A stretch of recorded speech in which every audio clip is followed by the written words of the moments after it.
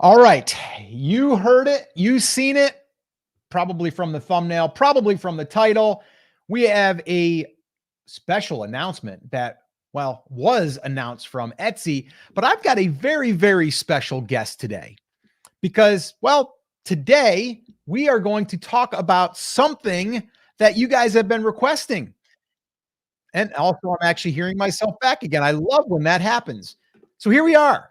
We are basically going to address making Etsy human or making commerce human again. That's the slogan, right? That's the slogan from Etsy. So I decided to get a special guest on here that could, well, let us in on a little bit of what's been going on there on Etsy. And well, let's go ahead and let's get him in the room here today. And my special guest is none other than Josh Silverman himself. There he is, ladies and gentlemen.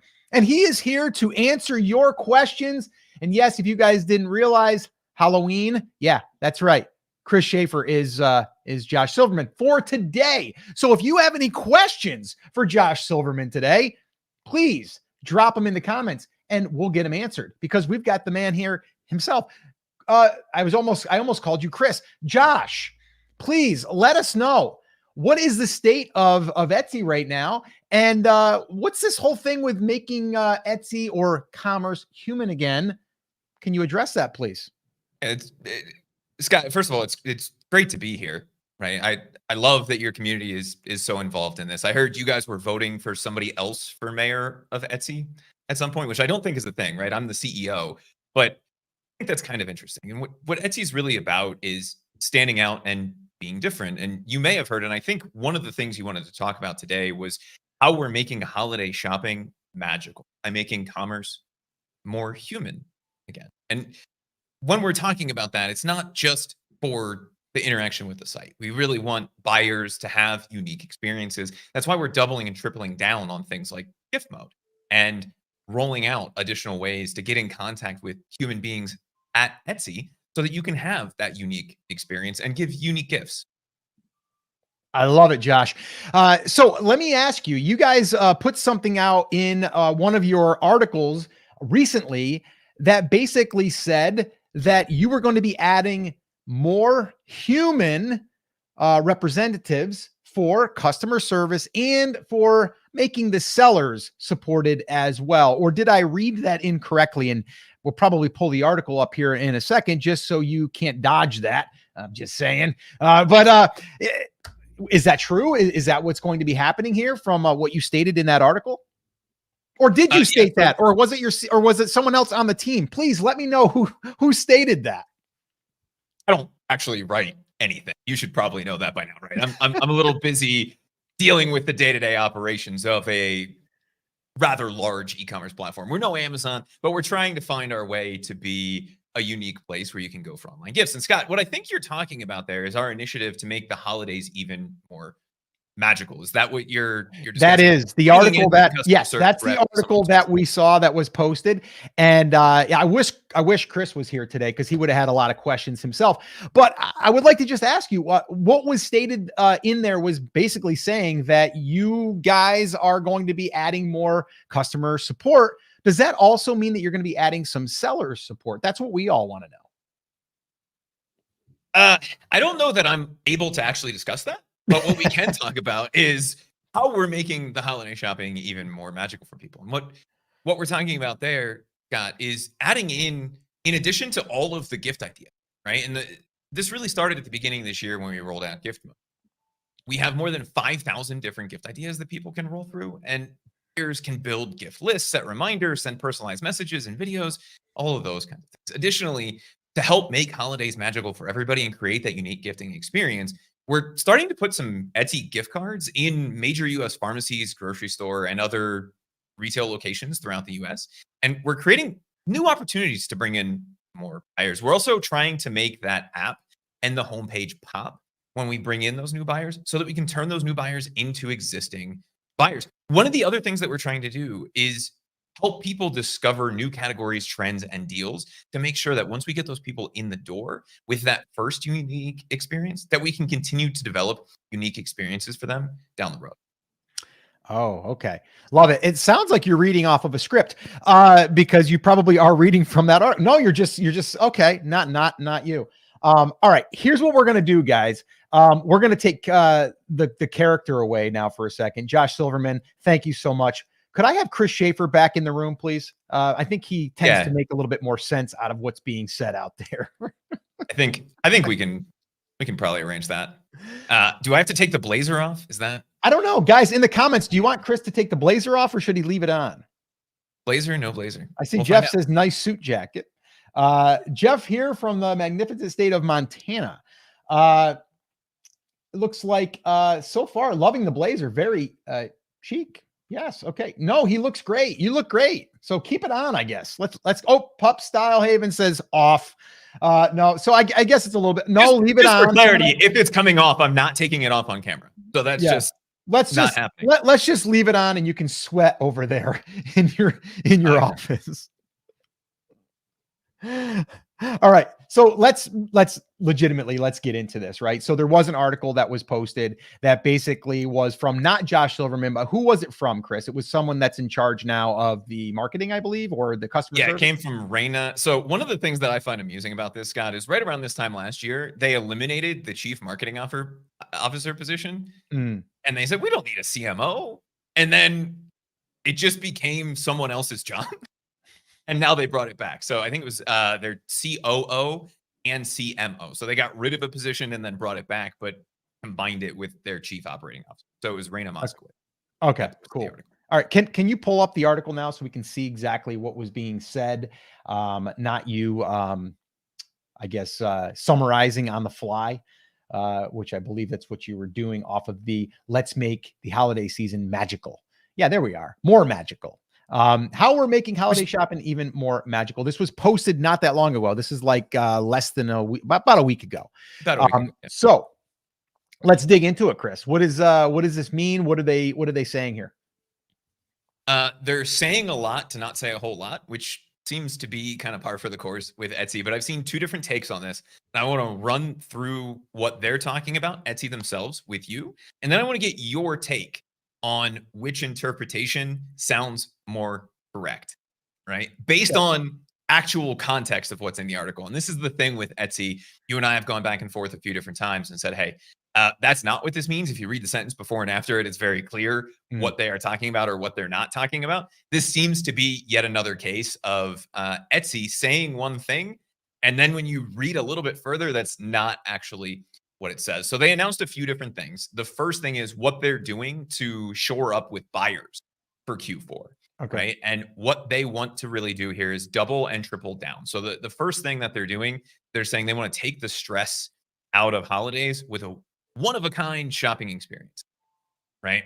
And the way that they're doing that is with what Josh just filled us in about, which is they're adding in a bunch more gift ideas, more gifting personas.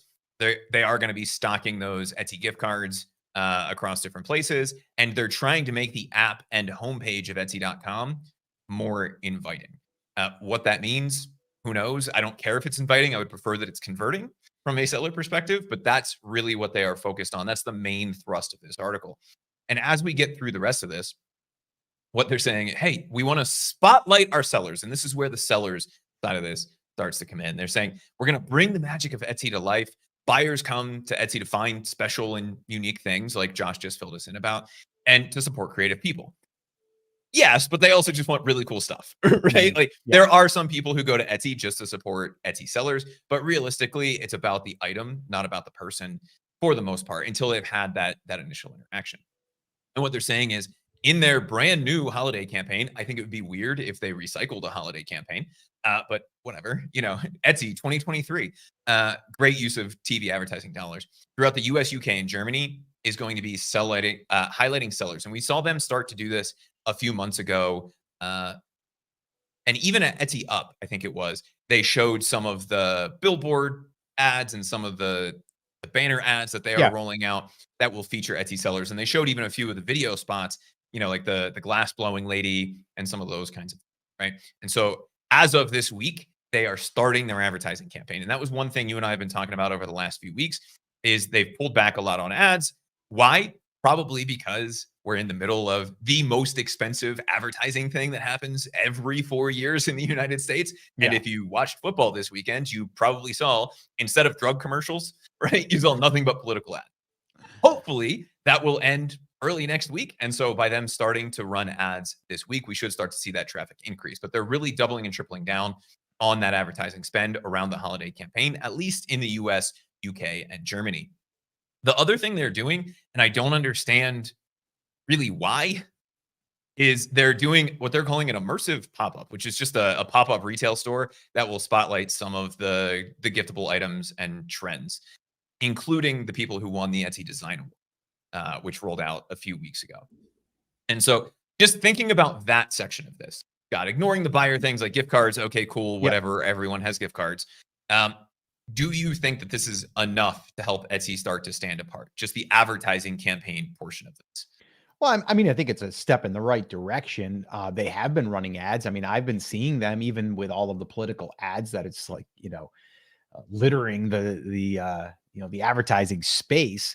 I have seen a couple that came through on the TV, not just like an ad that's running on YouTube ads or something like that, but not as much. But I do think that it will bring some attention. Now, is that going to be the game changer? Probably not, but it is going to add some more traffic. Now, whether you get more traffic because they ran them versus what's going to come naturally, just because they have had steady traffic, in Q4 in the past. So I don't know. I mean, I guess they'll know by measuring like what their traffic was the year before than what it is now. But I mean, anytime someone's going to throw some advertising money at TV ads, I'm all for it. So I think it's a good thing. Yeah, I mean, so here's the question, and it's always the problem that I've had with TV ads. Scott, Chris, not Josh Silverman, who has also run high-level advertising campaigns. Tracking return on ad spend from a TV campaign is really hard. Yeah. And I have a feeling they're just going to be sending people to Etsy.com. So you can look at what's called related lift. So we ran an ad and this many people came to Etsy.com versus the week before. Mhm. That's not a great metric. And so the thing that I'm curious about here, and they don't talk about it in this article, is what does their trackable advertising look like? What are we doing from a digital perspective? The digital advertising, and we should know a little bit more about what happened in Q3, actually this afternoon as of recording this, because they have their Q3 announcement coming out. But if we look at what happened in Q2, earlier in the year, they were doubling down on performance-based ads. And I understand that they're a large company, right? They have a good advertising budget to blow. But if we're taking that and not doubling or tripling down on what's working also, that's a little concerning to me. And I would rather see them invest that same money into advertising that we can track the return of. Yeah. Just from a purely common sense standpoint, right? And again, if you want to vote for me from Etsy, go for it, right? Like I would be focused on less traditional ads and more performance-based ads. That's just me, right? But she's the CMO, so that's what she's focused on, I guess. I don't know. That's the only thing here that rubbed me the wrong way. Like I'm all for having a pop-up to show stuff off, bring in some influencers, do that whole game. The TV advertising thing, I don't know. I mean, the Super Bowl ad was one thing because you get a couple 100 million people all in one place. And so for what was it this year, $13 million or whatever that you spend on that, you do get at least the brand recognition of it. But if we're looking at driving customers, that's not necessarily the thing. Like I've never gone to a website because I saw an ad on TV. Maybe in the late 90s, right? When every Super Bowl commercial was a new .com. And you were like, what the heck is pets.com? Right? You're like, oh, cool. There's a website just for pets. That's not really a thing anymore. So I'd like to see them let sellers know what their marketing plan is outside of, we're going to run some cool TV ads that tell sellers stories. That makes sense? As you were just saying that, Chris, I just had an idea that I want to do as a bit, and we call that bits in the entertainment world or in the education world where it's like a segment. I think what would be really cool is to have you as Josh Silverman give what you would do in 2025 to make Etsy better. Like, I think that would be good. So we're going to tee that up here in a minute, but let's definitely do that. I want to bring you back into character afterwards, not right now, back into And then we'll bring you back into character. And then that might be tomorrow. We might post that tomorrow. So guys, if you're watching this, we're just kind of free flying here today. Coming up with ideas on the fly that would be very educational, but also that would be funny for a Halloween thing. Anyway, and I see some people in the comments that are talking about having a lot of sales and having a glitch in their system. So we'll definitely talk about that too, because yeah, there's always going to be glitches when they're trying to update or using AI or any of this stuff. So we'll definitely dig into that. But let's just keep moving through this article because I want to get into the part where they're talking about helping sellers with more customer service and customer reps. And there was a comment that came in, Chris. I just want to say that where was it? I marked it here, and it was right here. So Oksana, I think that's how you say it. I had an online chat recently with a real person on Etsy. I was very surprised, and service was amazing. Okay, so maybe they are rolling this darn thing out. Who knows? Now, I don't know how complex your situation was. If it was just like a standard, question, then maybe they can answer that.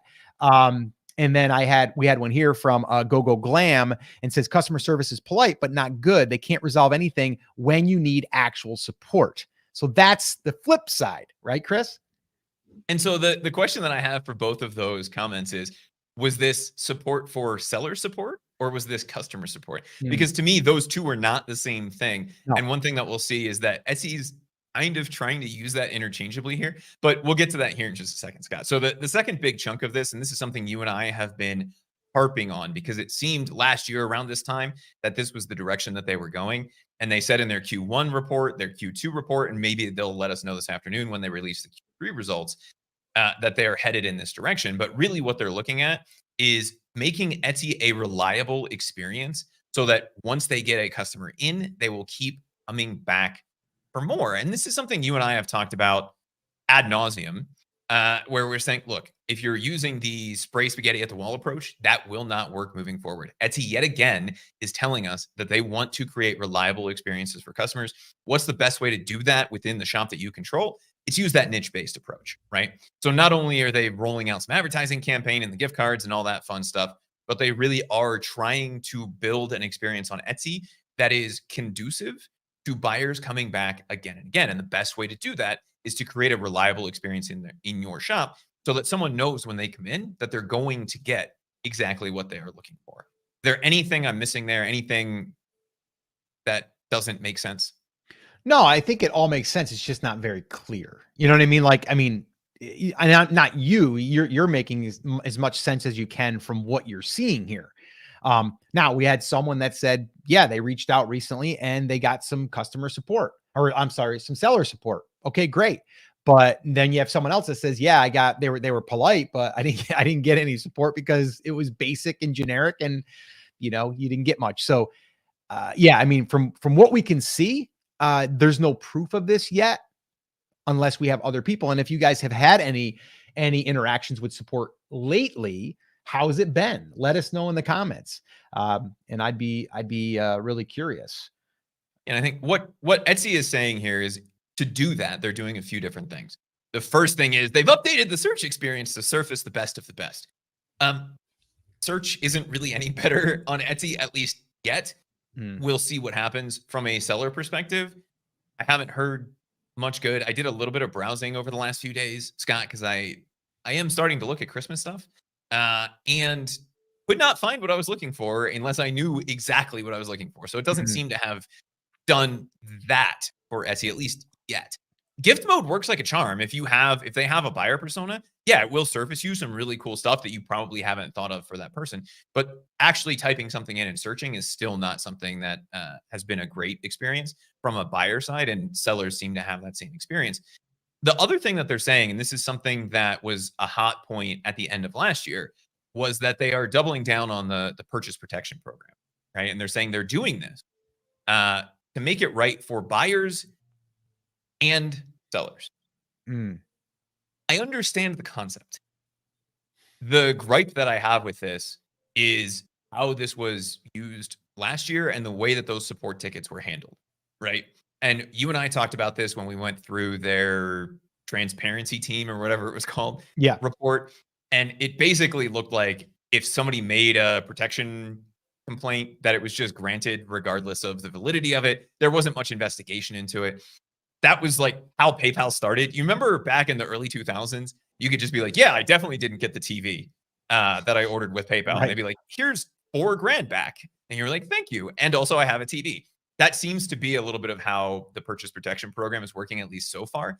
So it might make it right for buyers in their mind, but it doesn't necessarily make it right for sellers. Now, they did announce a few weeks ago that they're rolling out a few different things, including if somebody makes a purchase protection action, the ability for them to get store credit, Etsy credit, right? An Etsy gift card in place of having that go back to their credit card. That still doesn't solve the concern that sellers have there, but it is at least a step in the right direction, because if they're going to default to that, then there is a little bit less room for abuse, right? As opposed to just straight cash back. But the last sentence here, or the last paragraph, because this, whoever writes this needs to understand how to format for mobile, right? This like 5-line thing here.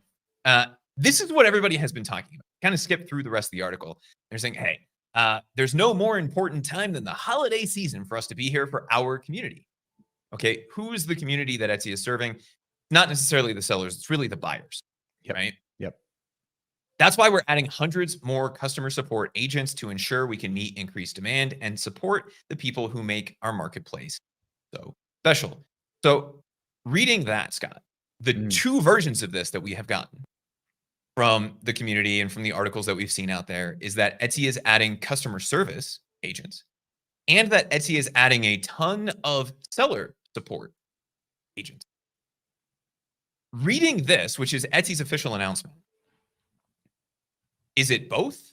Is it customer service, or is it seller support? Yeah, that's a great question, because I understand what they're doing. It does seem like it's customer support. Now, as sellers, are we customers of Etsy as being a seller because we're buying services, like we're buying Etsy ads, we're buying listing fees and transaction fees, like we're customers too, right? But I don't think that's what they're meaning there. I think what they're meaning is we're going to have an increased demand in sales happening. So we are going to support people that are coming to our site. And then they just happen to just drop that little seller thing in there so they can kind of make us think like they're going to take care of us. That's how I'm seeing it. Right. Right. You see, the last word in the previous sentence is sellers. And then they're like, people who make our marketplace so special. And you're like, well, that obviously applies to sellers, but that does not appear, at least in my mind, it doesn't appear to be that. And I would love to hear from Etsy that they are adding, not just when they say customer service, that they're thinking about both customers, because we are customers of Etsy as sellers, and we are customers as buyers, right? Etsy sellers buy on Etsy, Etsy buyers buy on Etsy, but you are a different kind of customer. And so this doesn't give me a lot of faith that they are doubling down on the seller support side here. I've seen a lot of takes saying, oh my God, they're adding human seller support. That would be a huge win for sellers, at least in theory, right? How they roll that out is a totally different conversation. But at least in theory, if a seller has a problem, and they could reach out to a real human being, not an AI chat robot that then goes to someone who only can really copy and paste an answer out of a predefined playbook of answers, even if it doesn't apply. And we actually had a video sent to us yesterday from somebody who sent all of the like screenshots of the emails they had back and forth. And they said, no, that really doesn't apply here. And they were just like, check your tags. And he's like, these are my tags, right? Back to seller support. And they were like, maybe you should check your tags. If we can get out of that, that would be a huge win for sellers. I'm not seeing them do that. The other question that I have here, based on that transparency report that we went through last year, and I know, Scott, I'm taxing your memory because that was months ago at this point, but what they appeared to do last year was just have AI approval, right? A customer would submit a thing and it would get approved. I think the metric was like 3 minutes. And you and I did the math on the total number of tickets that they were talking about. And it would have taken a few hundred seller support agents or protection program agents all day, every day, never going to the bathroom, never eating, never sleeping, right? To be able to do that in that 3-minute time period doesn't seem to make sense. And so adding more customer support agents maybe the upside of that from a seller perspective is that they're not just going to be pushing the purchase protection go button all of the time, and that they actually will review it. So even though it seems like it's only a buyer side support increase, there is at least some hope on my side that that will have an outsized impact on sellers, because it means someone will actually be looking at it instead of just relying on the AI to do that. Does that make sense? Yeah. I mean, okay. So it is a good sign. Now it's the matter of, is it really going to happen? So we don't have the answer. All we're doing is reporting to you like what we're seeing, what's being posted out there, and just, I guess, hoping that what we're hearing and what we're seeing is actually going to come true. Now, Oksana again said it was a seller support issue. I had a question about shipping being charged for the sale over $35. They researched and found an issue. Also, I asked a question about new shipping requirements. Okay, so I mean, that is a good sign that you actually had some back and forth and it wasn't just a go check out this article that helps you with shipping, right? It's like it actually looks like they did something. Now, Glam says I've reached out to them in many occasions and they have all been over technical issues which have never been resolved. You know what I mean? So you're getting two sides now. Now, I would say Glam, how recent was that? Because maybe this is something that they just took, they just added, this to, Q4, who knows? We've got another one in here too. I was just trying to skim through these real quick. Oh, so, I am Fish. I had a poor experience recently. My customer was unable to make a review on the item they purchased from my shop until October 23rd, 2025. She sent me a screenshot of the note she received. That's interesting. Yeah. I mean, so, that seems recent. So, unless this new support thing just rolled out yesterday, like the article was posted like about a week ago. So, in defense of Etsy, the article was posted a day after that terrible experience. So maybe that has all changed since then. The original Etsy article was from the 24th. It looks like that terrible experience was on the 23rd. So everything is solved. We don't have to think about it or worry about it. Okay. And then I'm going to go back here. Customer chat was nice, but also at the end, when they couldn't resolve the issue, they told me someone would email me and ended the chat. My store is in vacation mode because of an error. And Glam has some sales too. I mean, they posted like 15 or 16,000, right? Yeah, it's like a lot of sales. And this is my problem. This is my problem with like them not listening. Like even just someone in their community has to see some videos that are being posted, whether it's us or whether it's the actual person that's posting on YouTube to try to get awareness. If there is someone at Etsy that heard this, don't you think, Chris, that common sense wise, they'd be like, yo, we got to get, and they would say that, by the way, they go, yo, we got to do this, right? Like they're headquartered in New York, right? So probably it was in New York, right? Yeah. So hey, it's like, we got to fix this. There's someone that's got 60,000 sales and there's a problem with their shop not being able to have people purchase. And I think they even went on to say in one of the comments, actually it was someone else, Dead End Diaries. They actually said that they had people on social media asking if their store was closed because they couldn't get to it. And they didn't do anything. There was a glitch. And so if that's the case, don't you think Etsy would want to know this? Because they're like, we're losing sales. Like I would want to know. And so Josh Silverman, would you want to know? I'm asking you, Josh, would you want to know? No. Well, I think Scott, and this is Chris, not Josh talking. One of my favorite stories, and I think you and I may have talked about this in the past. You know the story about Jeff Bezos and Amazon customer service? Yeah, if you would just put in his email, you would always get a response. So at one point in an Amazon meeting, I think he shared this on the Lex Friedman podcast, regardless of what you think about Jeff Bezos, I want you to think about the concept of this story versus how Etsy seems to be handling these things, right? And Scott, when we talked about the transparency report, we said, yeah, it's cool that you're answering these things in 3 minutes, but maybe we should focus on correct answers and not the timeline that it takes to get those correct answers. Maybe we're measuring the wrong thing. So apparently that Jeff at Amazon email was getting inundated with people saying, I can't get a hold of anybody on the phone. I get stuck in a hold loop, yada, yada, yada, right? It took me an hour and a half to get in contact with an Amazon sales rep or a customer service rep. And they had their meeting of the executive board, and it was the customer service, chief operating officer, whoever was in charge of that department, turned to present the numbers, and they presented all the numbers, and they said, look, we're hitting all of our goals. And he said, well, that's not what I'm hearing, right? I'm hearing that it's taking people a while to do this. He's saying, we're responding to these tickets in, 2 minutes or 3 minutes on average. And so what he did was he said, okay, let's call. And he made the entire board of Amazon wait on hold until they could get a hold of an Amazon customer service rep. And then they had the conversation about maybe we're not measuring the right thing. Maybe it's not once we get on the phone with somebody that it's resolved within 3 minutes. Maybe it's that we shouldn't have anybody on hold for longer than 3 minutes, right? Resolving it quickly is fine, but addressing the issue and moving towards that resolution is better. And I think the biggest issue that we've had both on much more on the seller side with Etsy is that when there is an issue, not only do you run into that issue of you get stuck in a loop, but you end up focused on the wrong thing. All of the reports that they put out last year were all about how quickly they were able to resolve all of these tickets without thinking about, is that the right measurement to measure? Are we looking at the right things? Or is it better to take longer to resolve the issue and resolve it correctly? And I know at scale, like you and I can sit here and talk about how much better it would be if we did this or we did that. And at scale that there are different challenges. But if we start from first principles and we start thinking about what is the right thing to measure, then we can build a real customer support experience around that and a real seller support experience around that. And I think even thinking about that video, and I know you watched that video yesterday.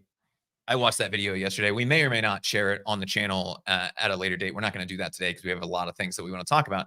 But looking at that experience, if I am Josh Silverman, that makes me very unhappy because you have somebody who is getting a copy and paste response. They've been a seller on the platform for 10 years, I think it was. They have thousands of sales, just like, was it GoGo Glam?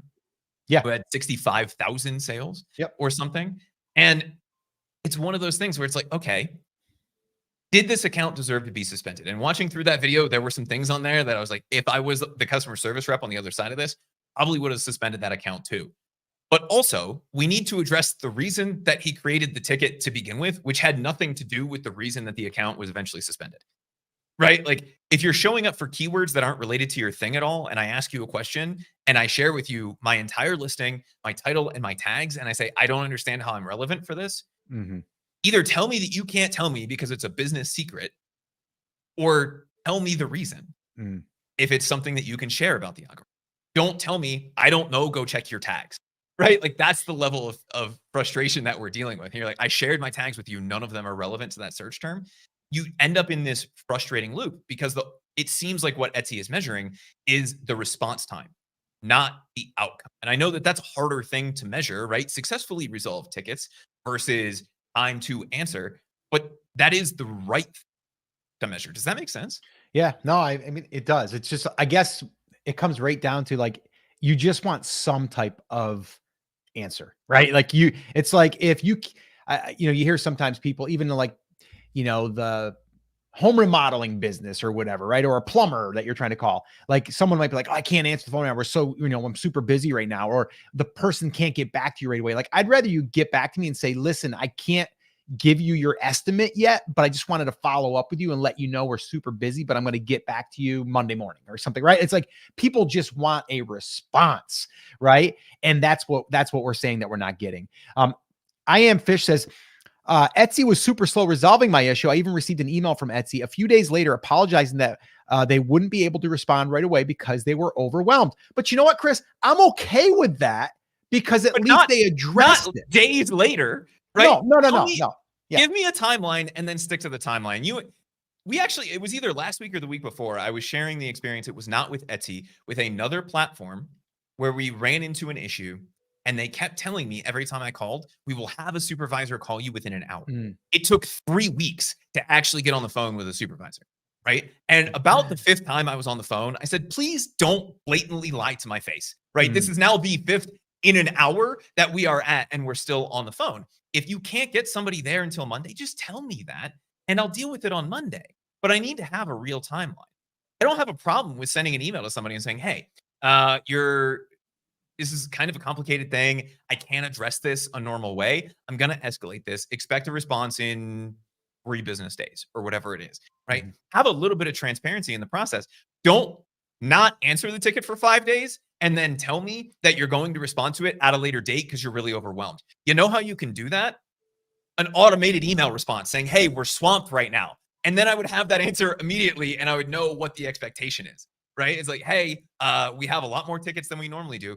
Scott, how long does it take up to set an autoresponder like that? 30 seconds. 30 seconds. Minute. Right? Like, we have the technology, Yeah. right? Like this is not rocket surgery. And so if we can come back and use a little bit of logic and common sense, it would resolve a lot of issues and a lot of frustration.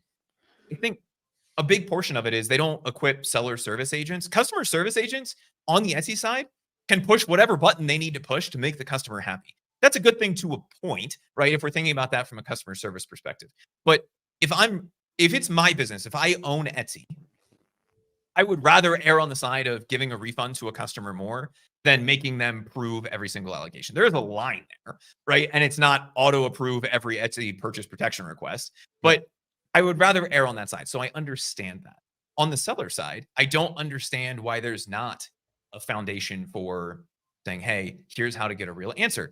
The customer service agents, the people dealing with buyers, have the tools that they need to refund the order or whatever else it is.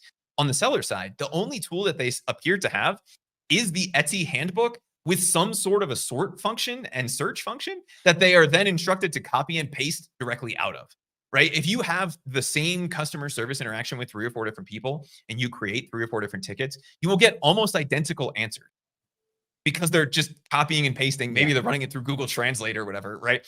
Or ChatGPT to give you a slightly different variation. But it's never like a conversation with a human, even when you're talking to a human. Right. But we want to make Etsy or commerce human again, which we did a rant last week on that. I did want to throw this up here. KJ says they added real customer support. I've always been able to get a call back from support within minutes. We'd like to know the number that you're using to get that immediate answer. Maybe you can post that in the comments and people could use that, unless that's your secret customer support line. On the customer side or on the seller side, right? You can get a callback on the seller side, but it's like pulling teeth. It's not taking candy from a baby. It's definitely pulling teeth from a rabid dog, right? You have to ask a whole bunch of times, and maybe KJ just has the secret formula. I would be curious to know. But even if she gives us that number, I'm willing to bet it doesn't take incoming phone calls. That's another thing that's been an interesting experience as I had some of these different platform-based customer service experiences, right? If Facebook calls you and you miss the call, you can't call them back, right? They suspend your ads account or your page or whatever. You can't call them back. Amazon, those numbers don't ring to anywhere. So if you miss that phone call, you can't call them back, right? Like, just give me a generic number. I don't need to get to the same customer service rep because they're going to be able to look at the ticket history, right? Like, if you've ever run customer service, you know that there's like a log of the conversations. Take 30 seconds, have a random person read through the conversation, and they're going to have the context for it. But that comes down to measuring the right things, which is an outcome-based approach, versus measuring the wrong things, which is a more results-based approach, right? We closed all of these tickets within 1 business day. Cool, that looks really nice on a graph, but is that resulting in the correct outcome? Yeah. We got some good stuff coming in here. My theory is Etsy's being forced to hire more customer service reps because they're drowning in the number of cases wrongly deactivating listings due to creativity policies trying to put a positive spin on it. Maybe, you know what I mean? Like, it could be. I just think in general, they're overwhelmed and they're understaffed on that. I Am Fish says, the pre-pandemic, I had a wonderful party invitation shop that did well, 2016 to 2020. And customer service was amazing. Always spoke with a person. Again, like we said, I think there's an influx of support, right? And it's not the demand is more than they can handle, is what I'm saying right now. And then Go Glam says, I do think I want to put a video up regarding the situation we are dealing with as a cautionary tale for sellers. This isn't a violation issued by genuinely an error that is an easy fix. I think that's a great idea. And guess what? If you do that, let us know. We will actually share that video as well and try to give it some more reach. So if you want to do that, Go Glam, go for it. No pun intended there. Go. And get that thing done. Let's see here. Couple more, and then Chris, and we're going to move on. Guess that's what you get when you lay off. Well, I mean, the question is, where did they lay those people off? Was yeah, that from the customer service side, or was it from the marketing side, right? Like what we said, what they got rid of the CMO position and it magically came back. Not to say you can never have layoffs, but are you laying off people in the right places? I guarantee you there's a lot of people at Etsy right now that probably aren't doing a job that needs to be done. And they're better resources that could be used there. Like, I don't know, enforcing trademarks and copyrights and some of those kinds of things. yeah, yeah. All right, cool. Let's move on from this one here. But Chris, here's what I'm gonna do. I want to have a little fun with the audience here today. So if you guys are here live, this is gonna be something for you guys to do. And it's going to also be for anyone that's watching this on the replay. We can also do this. So Chris, what I want to do is I want to ask Josh Silverman some questions, but more importantly, I want to hear what Josh Silverman's plans are if Chris Schaefer was Josh Silverman, if he had Chris Schaefer's mind, that is. And what would he do for 2025? What are the things that he feels would make Etsy just do better for sellers, for customers, and for the stockholders? I think we need to launch Mega 2025, right? Make Etsy great again. We'll just go with that. Oh, yeah, God. I mean, there's a few things. I'm curious what the people in the chat would like as well. I have a list of a few things that I've been making here in my little notepad, but I'm curious. So let me do this, Chris. Let me tee it up here. This will be a Halloween edition because Chris is dressed up today. Let's do this in reverse. Let's let the chat stew on this for a minute. Okay. Let's do the next thing we were gonna do, and then we'll come back and do this so that we have all of the ideas from the chat and we can incorporate that. I like that. Everybody's starting to like the Mega. Oh boy, here we go. We're gonna start something, Chris. I have to give the presidential thumb, right? Yes, I can't point. You can't point, or just, how do they do it? That's always been funny to me, like that, or you do the thumb. Right. You don't want to single somebody out. Never go any like that. I'm pointing at you. That's very aggressive. Is really uncomfortable. I'm very uncomfortable. If you would do this. That went from U.S. presidents to a very different time in political history there very quickly. Yeah, we don't. I'd have to shave the beard and leave just a little bit of mustache. But that's yeah. Okay. All right. Here we go. All right. Let me key it up here, or tee it up. And guys, we've got a few more other topics here that are going to be very beneficial if you guys stick around. The first one we're going to cover is 3 ways to crush Etsy Black Friday sales. There's 3 things that I want to cover there. There's another topic that I'm going to cover, the new approach to starting on Etsy in 2025. And basically is going to change everything. So we're going to talk about that. And then we're also going to do this one here. Might get me a little riled up, but I'm going to try to control myself. The side of starting on Etsy that gurus won't admit. And I've got 5 things I want to share with you on that. All right. So that's what we're going to be doing. Let's tee up this first one here, and we're going to get into it. So we are into Q4, and one of the biggest days is Black Friday. And what I wanted to do here is I wanted to share with you 3 ways that you can crush Black Friday. And if you want, you can even crush Cyber Monday, because now that's become similar to Black Friday. But there are some things that we want to be doing, and we want to get as much attention as we can. And we want to take advantage of this day or these 2 days as much as possible. So what can we do? So let's start with the very first one. I think you need to run a discount if you're not running a discount. And if you are running a discount, it's got to be a bigger discount. I want you to also not just think about the profit side of things, because that's what a lot of people are doing, right? They're like, oh my gosh, I want to make all this profit. Yes, we want to make profit, but there's going to be some, just like Walmart has done, Amazon has done, any of the big stores have done. I mean, heck, Lowe's does it, Home Depot, all of them do it, right? There's going to be a special deal on one item, or maybe one item in a certain category. So you could use this as your Black Friday sale, right? On all of our sweatshirts, we're going to do 50% off or 30% off, something like that. But it's only going to be for Black Friday. It's only going to be for Cyber Monday. And little secret here, you can actually use this on non-Black Friday or Cyber Monday days, by the way. It works throughout the entire year. All right. But It's something that a lot of people are not thinking of. They're just like, oh, it's Black Friday. There's going to be a whole bunch of traffic. So I'll just sit and wait for the traffic, and I'm going to keep my prices at 10% off, or I'm going to keep my prices with no percentage off. You got to understand that, yes, there's traffic, but the traffic is also looking for a deal.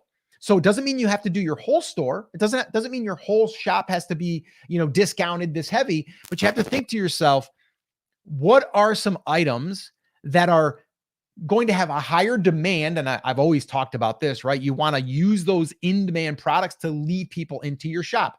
You know as well as I do, if you go into a Walmart on Black Friday, you're going to get the deal, but you're also going to walk out with some other ones that aren't such a great deal. They're deals maybe, but they're not the big draw, right? We want something that's going to be a draw. So I want you to start right now thinking, what are going to be those products? What are going to be the products that are going to be the ones that are going to drive the attention and drive the traffic to your shop? Then it's your job to, when people come into your shop, to then convert them on your other items. And they just rolled out their bundle feature now. So if you have products that are aligned with each other, you can turn that on. And now you can have like 2 other products that could be bought with this one as a bundle. So that's another great way of doing this. But the one thing, I'm going to throw a little thing in here for you. The one thing you want to do though also is you want to make sure that those listings that are going to be the ones that are going to get the draw, that they are going to convert. Meaning they are going to convert a viewer into a buyer. And how do you do this? There's a bunch of different ways. And actually, we just created a playbook for ourselves at first, but then we decided to hire a designer and make it more user-friendly. It's what we're calling our Conversion Maximizer Playbook. We actually are offering it now for just $10. It's 25 top converting listings. I say top, they're over 3%. And what we did is we analyzed those. It's about 85 pages long, and it also allows you to kind of do a check against yours. This is something I think is super important, because if we're getting traffic, we want to convert to sales, and this will definitely help you do that. If you want a copy of that, just put conversions in the comments. Just put conversions in the comments, and we'll get you a link to that. All right. So with that all being said, that's the very first thing. Okay. And that is a conversion piece. Because if people come in there on Black Friday, everyone has been trained that Black Friday, Cyber Monday, deals, right? Doesn't mean everything's got to be a deal. It just means that you got to have a few items that are a deal. And I would say the ones that are getting demand. All right. All right. Moving on to number 2. What else can you do to crush Black Friday and Cyber Monday sales? You want traffic, right?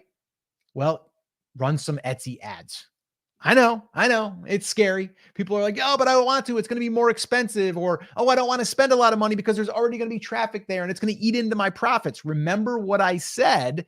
We want to get attention to those products to drive people in our shop. The one thing I did not mention is, and a lot of people don't understand this, and it's not their fault. They just haven't been brought up in the marketing space or the business space. They're Etsy shops that are trying to make some extra money, maybe trying to make a full-time living, but they just don't understand the business side of things yet. And that is building that email list of customers. So if you get someone that comes in and buys your product and you didn't make as much profit, but yet you're able to have them buy more because now you let them into your shop, you might have turned on the bundle feature. So now all of a sudden you see 2 other items that's going to increase the cart value. All right. We're also able to build our email list. And when we build the email list, that's going to allow us to, sell more to that customer, have a repeat customer when we have more products for them to buy. All right. And we're big on email marketing. It's been working for us for over 20 years. It still works today. Some people say email is dead. It's not. We're using it every single day in a variety of businesses. Okay. Across a variety of niches.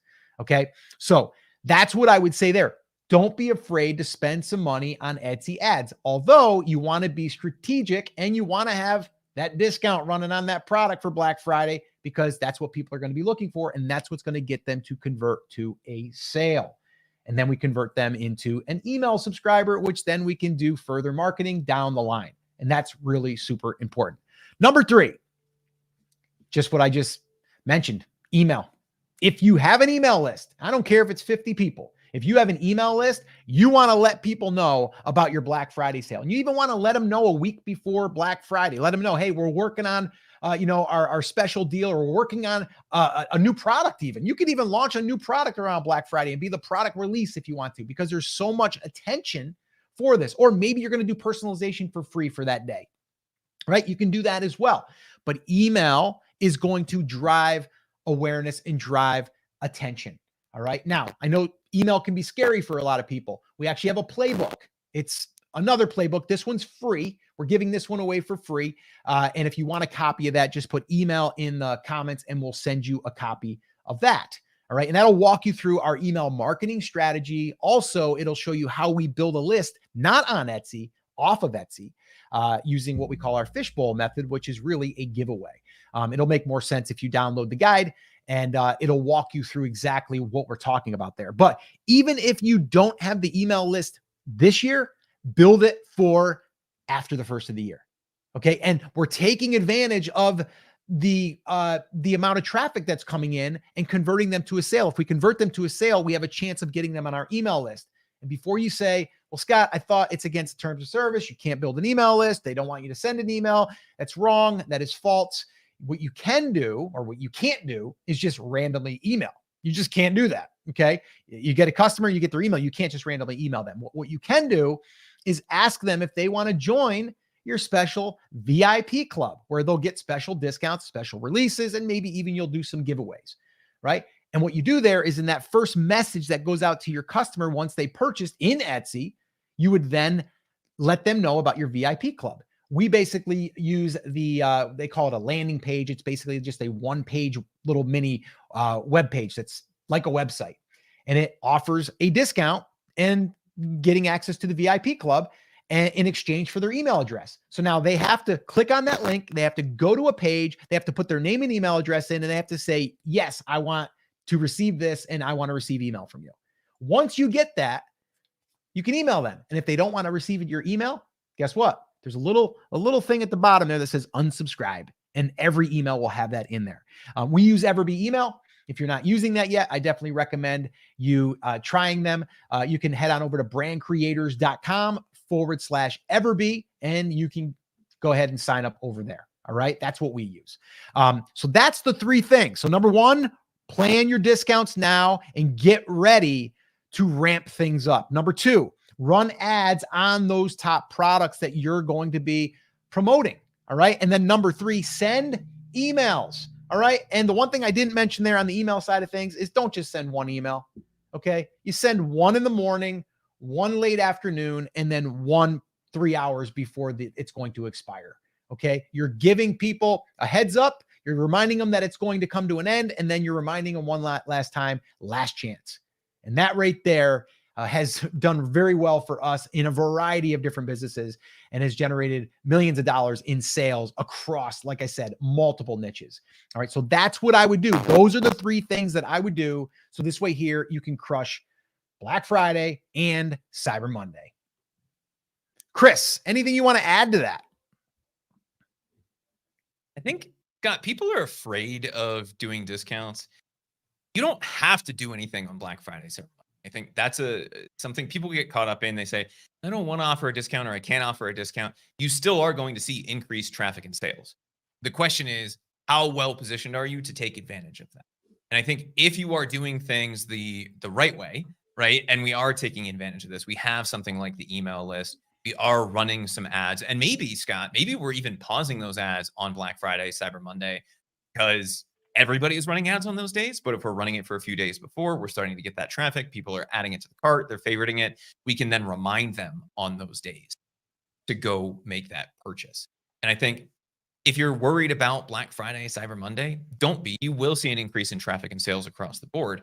But if you do those three basic things, right, plan those discounts in advance, run your ads on your top products, whether you're pausing that on actual Black Friday or not, that's up to you. And we've done both, just depending on what the budget is. But if you're doing those and you have that email list, you are very well positioned. The one thing I would say, and a lot of people miss this, I might send those emails a few days before Black Friday. Why? On Black Friday, I'm still going to send a reminder to everyone, right? Don't get me wrong. But why? It's easy for an email to get lost on Black Friday because everybody is sending email that specific day. But since they're on our VIP list, and Scott, I want your thoughts on this. Could we run an early Black Friday sale for them? Monday, Tuesday, Wednesday? You And absolutely could. get that sales velocity rocking and rolling. Obviously, everybody's going to take a nosedive unless you make turkey decorations on Thursday. But then Friday rolls around, you are very well positioned to be ahead of the competition for any of the generic search terms. And you've gotten to take advantage of that email list. So you've put yourself in that position. That's a great way to kind of get the best of both worlds. Yeah, no, I agree. I think that's a great idea. And again, like everyone's going to be promoting on Black Friday, so maybe you want to do the opposite. Maybe you want to do a little bit early. I mean, we've done Christmas in July. You know what I mean? Like you can do all that stuff. Like you can play around with it. The whole point in me sharing that is like there's some simple things that you can do, but you have to also realize there's a the market, just people in general are geared up that's the day, right? Like that's the day that all the big deals are. Now, we all know that then they prolong it through the rest of November, right? It's like, and then some of December, right? Like we all know this, like, Black Friday after Black Friday sale, you know what I mean? It's like, we see that all the time. But really it's just like right now I would just be planning what that looks like. And then from there, executing on that and just also seeing the big picture. Like that's the thing I really want people to take away is like, yes, you don't want to do your entire shop, but you do want to start thinking to yourself, how do I get someone to buy something? And then how do I get that person to buy something else? Like if you can do that, you can take your sales from one $20 sale to a $40 order, right? Yeah, Black Friday after Black Friday. Right. So all right. Dark gray Tuesday, I think, is what we're rolling with this year, right? We have Black Friday, Small Business Saturday. Sunday is just non-existent, I guess, in that scheme of things. And then you have Cyber Monday. We're just gonna go with Gray Tuesday or whatever. And it's like they're kind of good deals, but not great deals. They're not great. Yeah, if you want the real good ones, it's Black Friday. You missed it, but you can still save. Yeah, no, exactly. All right, cool. Let's move on. Want me to just knock through the next one, Chris? And then do you want to do the Josh we can do Silverman that, bit? or we can do the recap. I guess the question on that is, do you want me just to go through the things and then ask me questions, or do you want it to be more of a conversation? No, I really just want to hear from Josh Silverman and what he would plan if he had Chris's brain. All right. And what Chris or is it his brain, my body? I don't know. Either one. No, it's your brain. And then because his brain isn't working that well right now. It's a head transplant. Yes. So he's getting my face and my just gear up. Yeah. Okay. Yeah, that's all. I got that. That's all. All right, let's do it. Let me go ahead and cue this up. This will be fun. And I didn't see, did you see any questions that came in though for us to ask as Josh Silverman? Did you star any of those? Yeah, I have. So I just grabbed them and put them right into the bullets of the things that I was going to talk about. Okay, and then cool. If anybody has a question they want to ask to Josh Silverman, let us know in the chat, and maybe we'll come back and do that after the fact. All right, cool.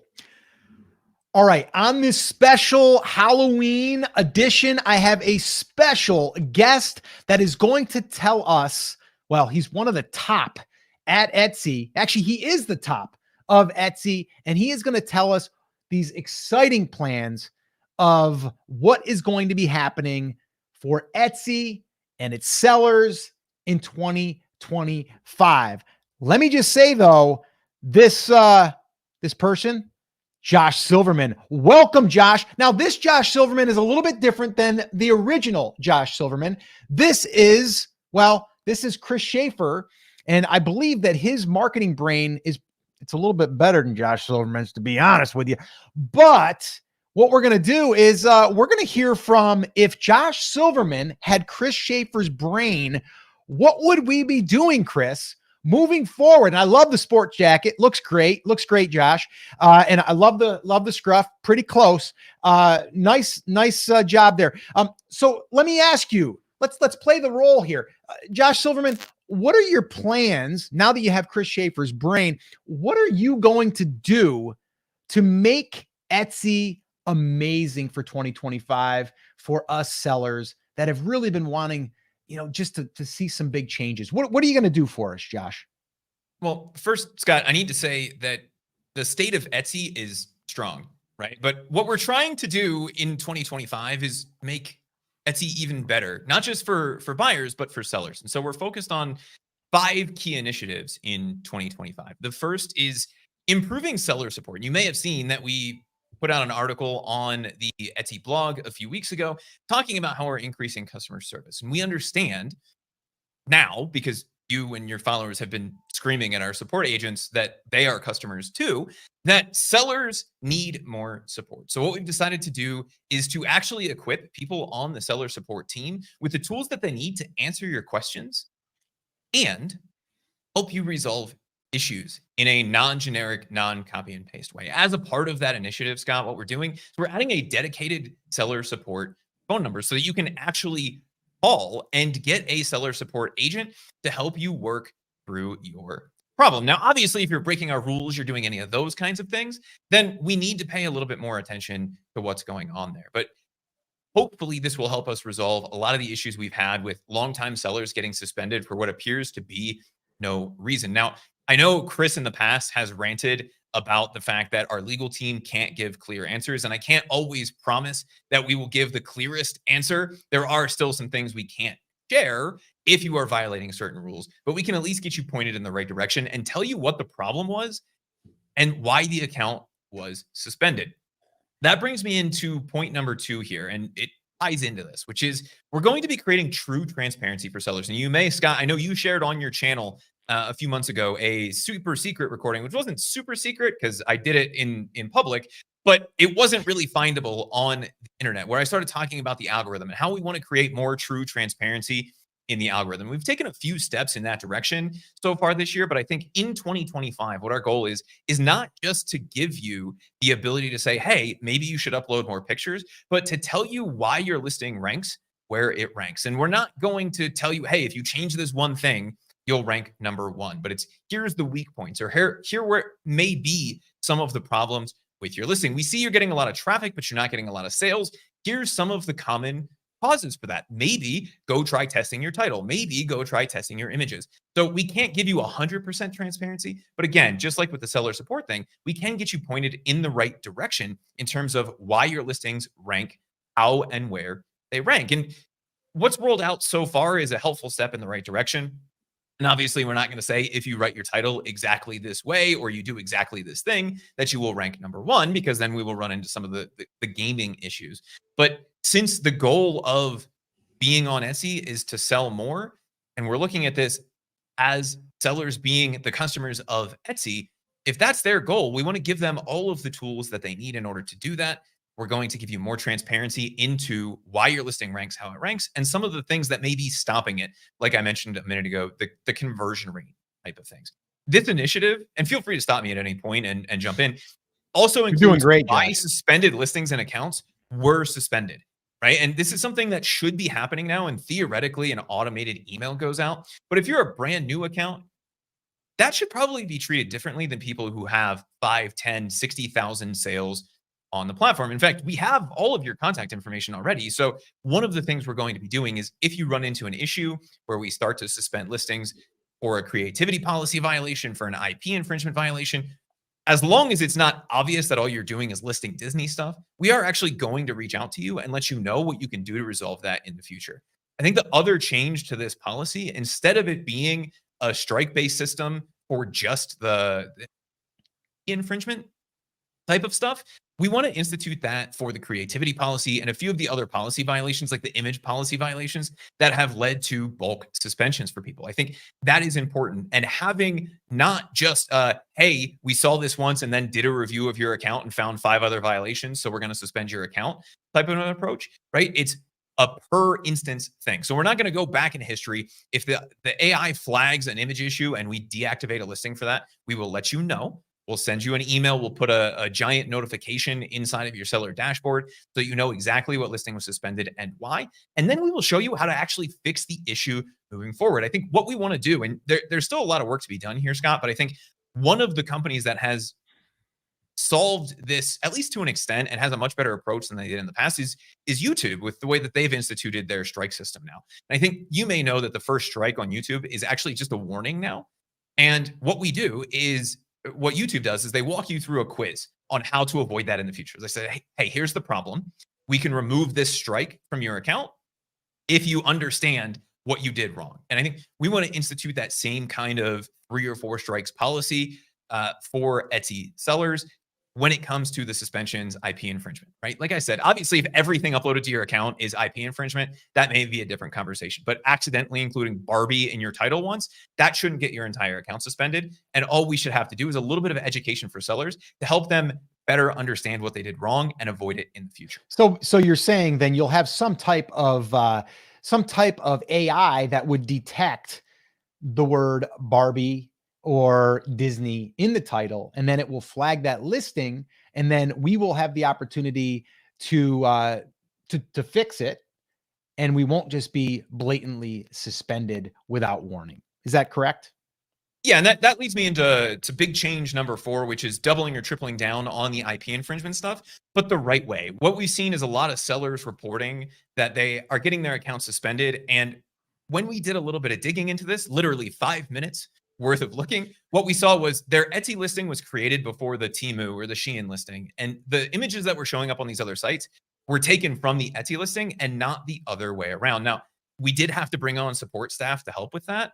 But it is one of those things where if we can apply a little bit of that making commerce human again approach, that it seems to be well worth the cost, right? Yes, we do have more budget going into salary, but what that means is that we are able to keep sellers on the platform without crazy things happening, which means they end up getting more sales, which is good for us because we collect more on fees. They make more money, they drive more traffic. So if we can help protect Etsy sellers, we can't stop Temu or Shein or TikTok or Flippity Gibbet, whatever the next big platform is, from stealing your stuff. But what we can do is make sure that if something gets flagged by the AI or by a human reviewer, that we take 10 minutes to go look at when those images were posted versus when they were posted on Etsy. The other side of this is more, I think, of what you were just mentioning a minute ago, which is the title, tags, description side of this. And so I think one of the things that we're doing moving forward to help sellers avoid running into those IP infringements down the road is for new listings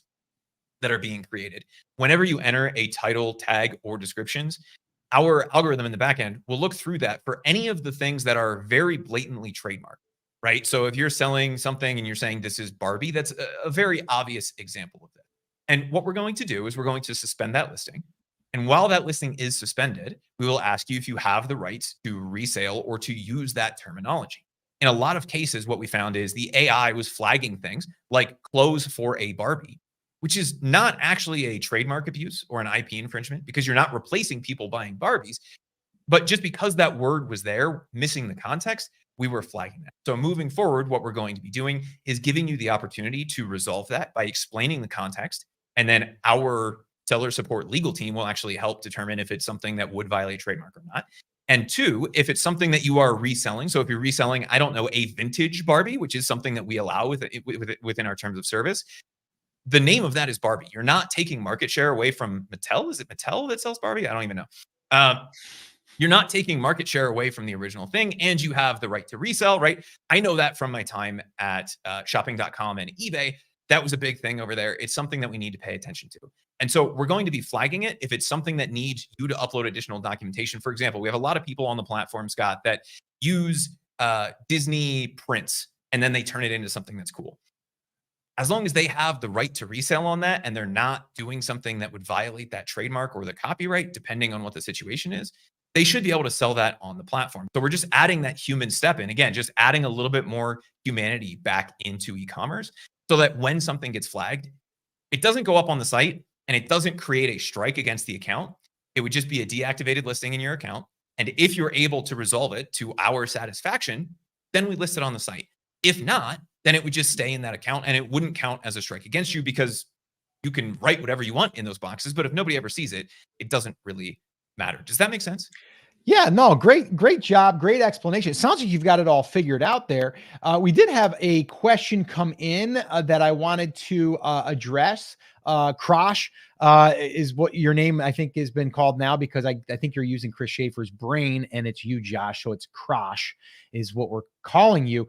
I guess Josh that was, Schaefer, man. I like yeah, that. that's, we had a question here. It says, why don't you give a seller 24 hours to respond to a case rather than have AI close a case within seconds? Would you admit that that's a problem with the AI? And is that something that you're going to be addressing in 2025? If you, in fact, Crosh, are involved? Yeah, I think that to me is part of the creating transparency for sellers and the dedicated seller support side of this. Having a ticket auto close just seems like a silly thing to me, and that may just be a glitch in their ticketing system there. But one of the things that we want to do moving forward is make sure that you have the time to respond. I know, and I've had this experience personally, right? An arbitrary timeline on the response to that ticket does not make any sense. And one thing I think that could resolve that very easily is following up before that ticket is closed, right? And that is something I can definitely have the team look into. But before they close that ticket, if they need a response from you, I would have them follow up a few different times. And it's not to say that they're going to call everybody, but to at least give you that initial little bump because maybe you were busy the first time or you didn't see the initial email with the ticket in it, I think would be useful. I think the other thing that we want to roll out in 2025 is not just the email-based side of this. Once you create a ticket, it should be something that shows up inside of your Etsy dashboard. And so one of the tabs that we would be adding in there, Scott, you saw, I know you've seen some of the new things that have showed up under sales and discounts. You've seen the new customer service stats tab, the search visibility. What should be in there is a support tab that has all of your tickets in it and will give you notifications when you log into the system so that if there is something waiting a response, you don't even have to navigate there. It will just show up on the front end, like your main Etsy dashboard for the seller to say, hey, your credit card is expired. Or, hey, you have an IP violation that you need to address. Or, hey, here's this thing that we need you to take a look at, right? And just giving you that additional notification. I'd say the other thing there is on the Etsy seller app. So if you have the app, you'll get those push notifications as well to let you know that we're awaiting a response or that a listing was suspended or that there's some sort of an issue with your account so that you can resolve it and we can sell more and you can sell more. Yeah. Okay. So we're gonna stop the fantasy right now. We're gonna call a timeout. Chris, we had some people that are kind of lost in the chat. They're like, "Who is this? What is this?" This was Chris's attempt to play Josh Silverman as if he was Josh Silverman, and of course he's the CEO. It's Josh Chris, the mayor, or Crosh. But no, we wanted to have a little fun because it is Halloween. And some people had said a few weeks back that Chris should dress up, which he already has the bald head and a little bit of scruff. So he looks a little bit like Josh Silverman. So we figured it would be fun to ask Josh, if he had Chris's brain, how he would make 2025 better for Etsy sellers. And I think he did a really, really great job. If you guys enjoyed that, leave in the comments that, you think that maybe Josh ought to watch this because he might learn something or two. Well, you did not let me get to number 5 on my list. I know, but Chris, it's because Josh talks too much. We only have a certain amount of time on this segment. We gotta. The other one is getting rid of like forever betas and making things work the way that they should. Okay, continue. Yeah. So I think that would start with the Etsy ads program and making sure that people who are running Etsy ads have information and the data that they actually need to make those decisions. We don't necessarily mean that we're going to be rolling out all of the advanced features that people want, like day parting and downloading and uploading keywords, any of those kinds of things. But having the ability to actually add keywords in or remove keywords and not just have it be a beta feature, I think that would be something that's really useful for sellers. And if we're looking at what makes sales and what creates more transparency for sellers, that would be kind of that last thing on the list. But if we can get the support stuff squared away first, that seems to be the biggest thing that would be helpful for sellers. And I'm curious, let us know in the comments below if there's anything else you'd like us to take a look at in 2025. And Scott, I wanted to ask you, is there anything that's missing from that roadmap from a seller perspective? No, I think you addressed everything as if Josh Silverman was here. I guess the one question that I would ask, which I'm not sure if Josh, Chris, or Crosh, as it was said in the comments that we will name you, the AI Chris Schaefer turned, or I think Josh Silverman taking Chris Schaefer's brain, marketing brain, that makes a lot of sense. My question really would just be around, okay, like you're hearing all of this stuff. What's the, I guess, what's the reason why someone that has a lot of sales can get suspended and you don't hear about it? Like, I would want to ask Josh Silverman right now. So if I could have my fantasy Josh Silverman back real quick. Hey, can we come back here real quick? Chris, Josh, where? Oh, there he is. I thought maybe you left early. You had another meeting or something. What's, I guess, do you realize that there's a problem with that? Like, I think you've lost a lot of money, Chris Silverman. And I think that you lost a lot of money because we have reported here on this channel, Etsy sellers that were doing $100,000 a month and they got suspended for an account that they set up, another Etsy shop that they set up a year ago, forgot about, and owed $8 on it. And you guys shut them down. Does that disturb you at all? Does that upset you that you lost money for the company, or the company lost money and you didn't know about it? Or did you know about it? These are the questions I would want to ask my little fantasy Silverman. And I 100% understand that. And I think one of the things is, how big of a problem is it, right? We're a $2.6 billion a year company. And so I can't look at every account. And that's why we have people in the positions that they're in. And quite honestly, that's why we've let go of a lot of the people. And I think one of the things for sellers moving forward that they'll need to understand is that we're changing the way that we're measuring things. What we're looking at right now is just resolving issues. And what we need to really do moving forward is focus on really resolving problems and not just resolving that customer service ticket or that thing. And I think a lot of the things that I've been talking about here today, Scott, will help resolve that problem. For example, if you have that overdue balance, that is something you would be alerted of. Now, do I necessarily know that that is tied to another account? And does it make sense for us to build an entire system around, hey, does this seller have any other accounts? Okay, how much do they make for us, right? We don't necessarily want to play that game. Oh, you've only sold 5 things on Etsy. You're not worthy of us paying this extra attention to, right? Just because you have 2 accounts, you might not meet the threshold. So the thing that I have to do is I have to run all of the day-to-day stuff.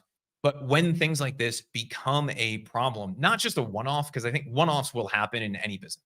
But when we start to see sellers that have sold 65,000 units through Etsy over the last few years being suspended and not knowing why, that's really why we're doubling and tripling down on the notification, on the extra reach outs, on some of those kinds of things. And I will say, I am aware of that specific case that you're talking about. We were eventually able to get that issue resolved. And if it's an email address that they no longer check, how far can we go into that to collect $8? That would be one thing. I think the other thing that we can do as a platform is say, okay, even if you are a seller, unless you are a repeat violator, I don't see a reason why we would necessarily tie the behavior of those accounts together. And I think what happened in that particular case is he had multiple accounts that had very similar information. When one account was suspended, it suspended all of those accounts. Now, for IP infringement, that might make sense.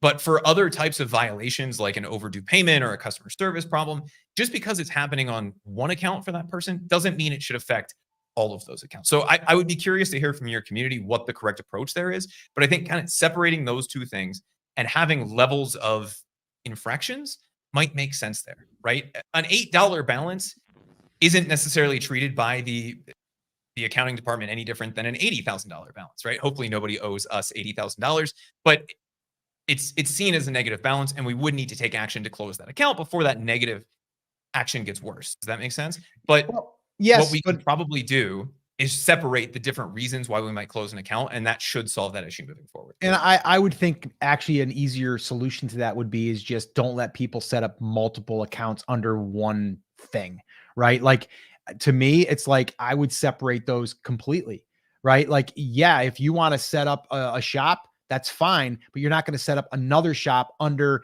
the same. You can set it up under the same name, but it has to be separated. So if one store gets shut down, you don't go and daisy chain the other ones together to where one trickles to the next.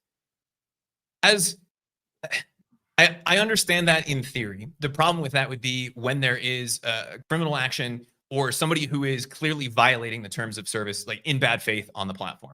And we see that behavior over and over again. We know it's the same person. It is incumbent upon us to then shut that behavior down, right? And the reason for that would be if somebody's spinning up a bunch of accounts and they're doing bad things, let's say they're doing bad things across 2 or 3 accounts. We wouldn't want to look at all of those accounts individually.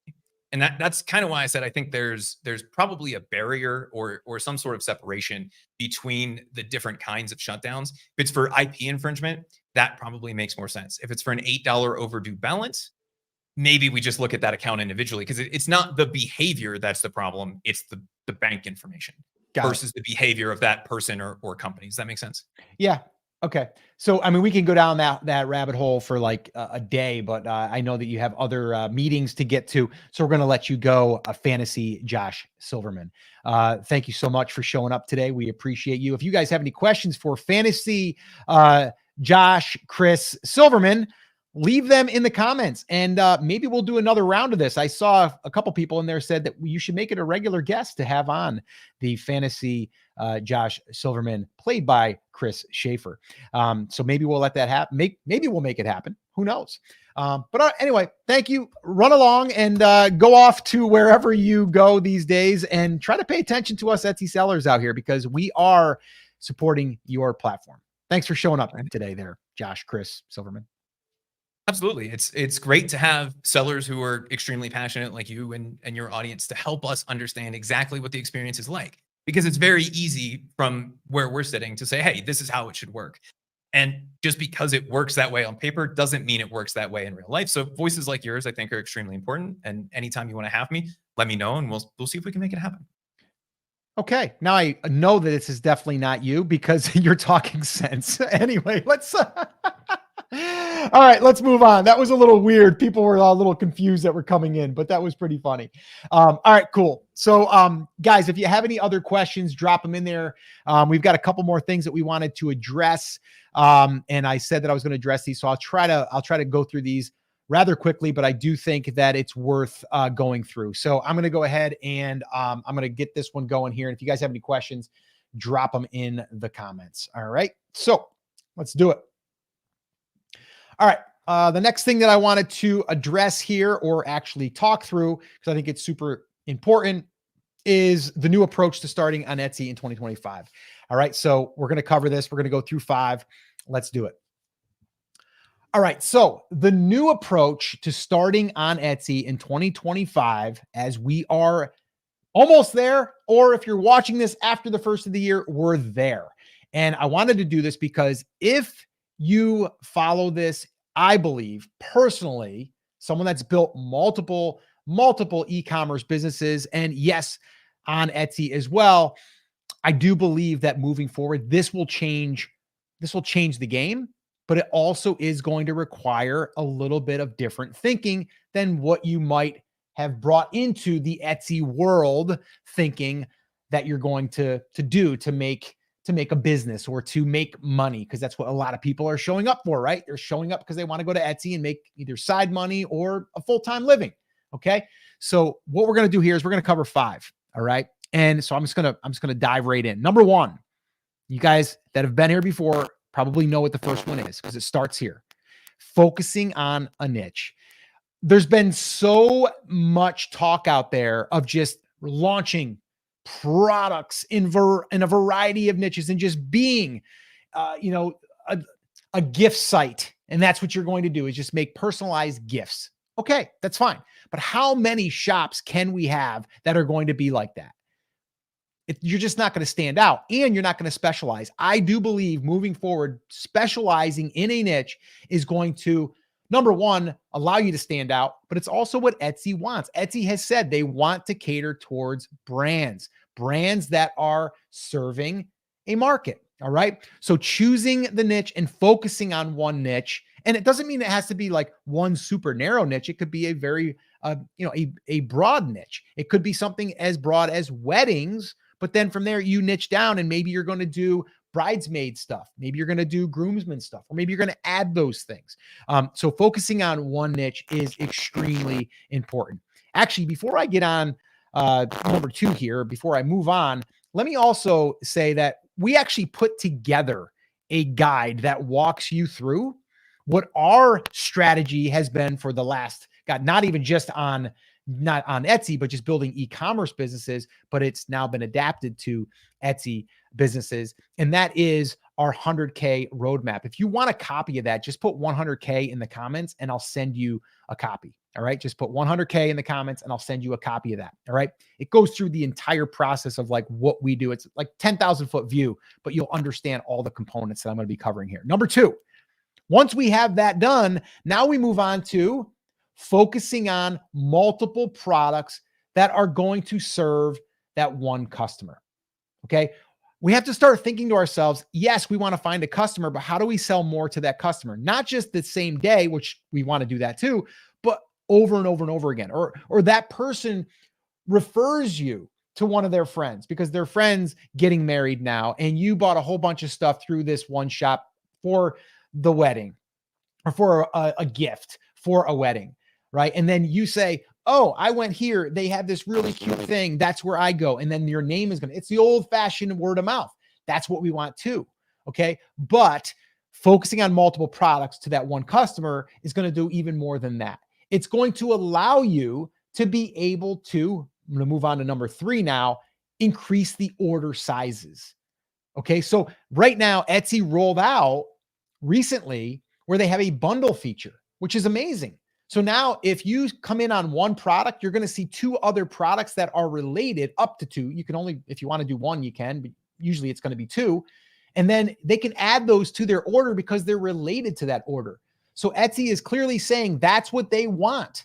They want to see brands creating multiple products that serve the one customer. Okay. So imagine now you bring someone into your shop and they look and they go, oh, wow, look at that. There's actually 2 products that they're recommending that I should maybe consider. And then they might pick 1, they might pick 2. Now we went from a $30 order to a $90 order or a $120 order. Much easier to sell someone that's ready to buy than to just go find a new customer. All right. So focusing on increasing the order sizes. All right. Number 4 is going to be focusing on email marketing. And this is not talked about much in the Etsy community because, well, people come in on the Etsy side of things or the Etsy sellers, and they want to just, everything's got to be on Etsy. Everything's going to happen in Etsy. We want to build our external assets. One of them is an email list. So this way here, we can market to them later, right? We can offer more things that we're creating, or maybe we're going to have a special. Maybe we're going to do a giveaway. We're going to bring more attention to our brand. Email marketing is a must. All right, moving forward in 2025. The other thing is God forbid that Etsy shuts your account down. It's happened. What are you going to do? Well, if you have an email list, you can direct those people somewhere else. You're taking something of yours and you've gotten it now. Like if that happened, which it would suck, trust me, but we now have an asset that we can then drive our own traffic. The other thing is Etsy wants us to do this, even though people say Etsy doesn't want you to use email. They do want you to use email. They just don't want you to blindly just start messaging your customers without their permission. So we need to get their permission, which we can do that. Okay. But they actually have a share and save feature that they rolled out September of 2023. All right. And what that was a way for us to be rewarded for driving our own traffic. Email is a great way of doing that. And for those of you that are saying like, well, Scott, I don't believe you. I don't think you can use email. You can. And the way that I would say to do it correctly is getting their permission. That's what Etsy says that they want you to do. And the way that you do that is you are going to, what I do is we offer them a discount and also to join our VIP club. And then in that very first message that a customer will receive, we then let them know about our VIP club. And we have a link that goes over to a page, which will then ask for their name and email address in order to get the discount and for them to be part of our VIP list. All right. And as long as we're doing that, they're giving us permission. Okay. And we use Everbee email to do all of this. If you want to get access to that, just go to brandcreators.com/Everbee. Again, that's brandcreators.com/Everbee. Little shameless plug. We are an affiliate for it, but I only promote products that we actually use. And I use that every single month. All right. So check that out. But that's the 4th thing, is focusing on email marketing. And then 5 is focusing on repeat customers. create more products for that same customer. All right. Or customers alike. But I would say for that same customer. All right. Because what you're going to see is that even though someone might have had their own wedding, right, and then they bought stuff for their own wedding, they're probably going to then want to buy things for other people's weddings. I mean, we all get invited to multiple weddings. It's not just one wedding. So we want to be able to sell more to that same customer. Or you might send an email and that person might be like, I'm not getting married, but someone else is. I'm going to let them know about this. Right. So it's a way for you to not just have to create brand new products, but also to bring more attention to your other products and also remind people of maybe a special event that's coming up. Or maybe it's a special that you're running because, I don't know, it's your anniversary of your business and you want to run a 25% off sale for the weekend. Okay. Focus on repeat customers. And I'm telling you right now, that's the big picture for all e-commerce brands. You look at any of them, right? They might start small in a narrow niche and then they start to build it out and build it out. Bulletproof coffee is what they were. Now they're bulletproof. It started out with coffee with butter in it. Okay. That was it. That was their whole thing. Bulletproof coffee. And now supplements, all about keto and all of that. They went in that direction now. Okay. Because they started with that one thing, butter in your coffee and the bulletproof coffee, which is, free of mold and all of the, it's just organic. But now they have this massive, massive brand. Okay. And that's what I would say if you want to succeed on Etsy or any platform for that matter, these 5 things are going to help you do that. All right, Chris, anything you want to add to that before we move on? We have a lot of people asking questions of Josh. Unfortunately, Josh had to leave. Regular Chris is back. Although I guess the shaved head still stays down a little. You can't get rid of that. You can put a wig on. That's a different costume. I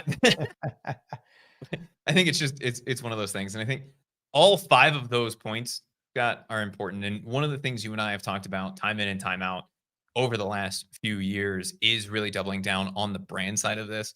And it is the way to do this moving forward. When we say brand, we don't mean Nike. We don't mean Under Armour. We don't mean, you don't have to be $1 billion Coca-Cola, but it's a unique experience. And that's really what Etsy is all about. So if we can focus on a single niche and then do the other 4 things that you were just talking about, that is the way moving forward. And if you're starting in 2024 or 2025, that needs to be the approach that you're taking. It will make your life a heck of a lot easier, not just on Etsy, but eventually when you outgrow just that platform, makes your life easier there.